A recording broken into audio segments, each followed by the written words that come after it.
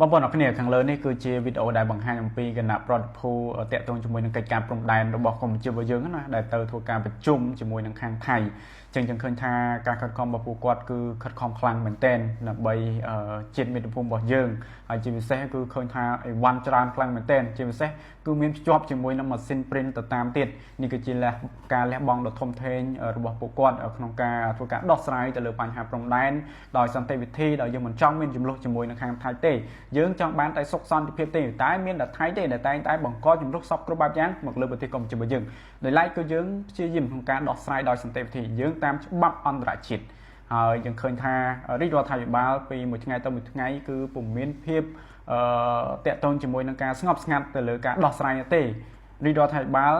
មិនធ្វើការវាយបកក៏ដូចជាតបតទៅខាងថៃប៉ុន្មានប៉ុន្តែរាជរដ្ឋាភិបាលនៃប្រទេសកម្ពុជារបស់យើងគឺធ្វើការដោះស្រាយដោយសន្តិវិធីតាមរយៈផ្លូវច្បាប់ជាមួយនឹងខាងថៃ